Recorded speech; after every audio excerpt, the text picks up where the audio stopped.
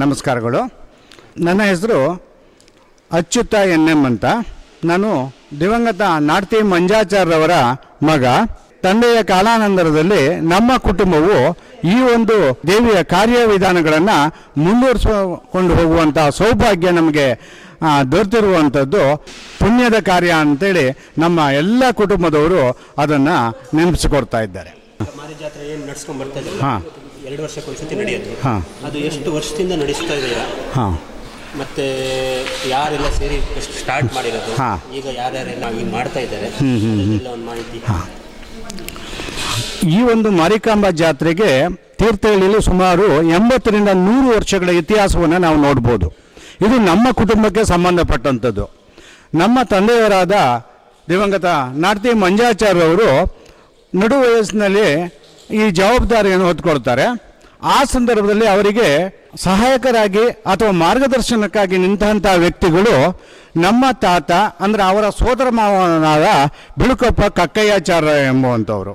ಅವರು ಮತ್ತು ಪುರೋಹಿತ ಹೋಪಾಚಾರ್ಯವರ ತಂದೆಯಾದಂಥ ಕೂಸಾಚಾರ್ಯ ಇವರಿಬ್ಬರು ಪ್ರಾರಂಭಿಕ ದಿನಗಳಲ್ಲಿ ನಮ್ಮ ಕುಟುಂಬಕ್ಕೆ ಬೆನ್ನೆಲುಬಾಗಿ ನಿಂತು ಎಲ್ಲ ಕೆಲಸ ಕಾರ್ಯಗಳನ್ನು ಪ್ರತಿಮೆಯನ್ನು ಕೆತ್ತುವಂಥ ಕಾರ್ಯದಿಂದ ಹಿಡಿದು ಪೂರ್ಣ ಕೆಲಸವನ್ನು ಜವಾಬ್ದಾರಿಯನ್ನು ಅವರು ನೆರವೇರಿಸಿಕೊಡ್ತಾ ಇದ್ದರು.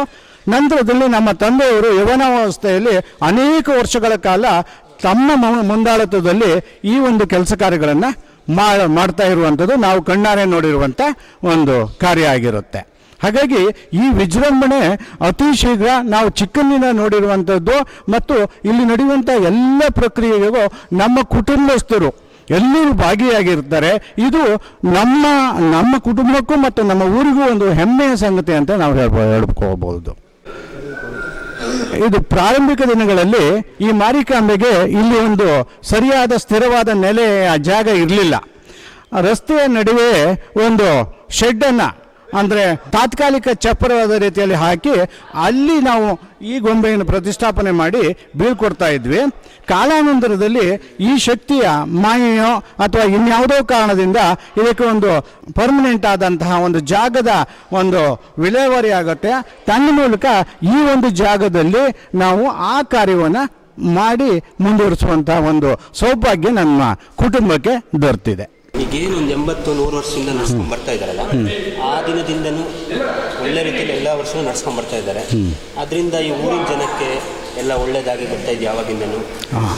ಇಲ್ಲಿ ಒಂದು ಮಾಹಿತಿ ನಮ್ಮ ಹಿರಿಯರು ಹೇಳದಂತೆ 80-100 ವರ್ಷಗಳ ಹಿಂದೆ ಒಮ್ಮೆ ಇದನ್ನು ತಾತ್ಕಾಲಿಕವಾಗಿ ನಿಲ್ಲಿಸಲಾಗಿತ್ತು ಅಂತಕ್ಕಂಥ ಒಂದು ಮಾಹಿತಿ ನಮಗೆ ಸಿಗ್ತಾ ಇದೆ.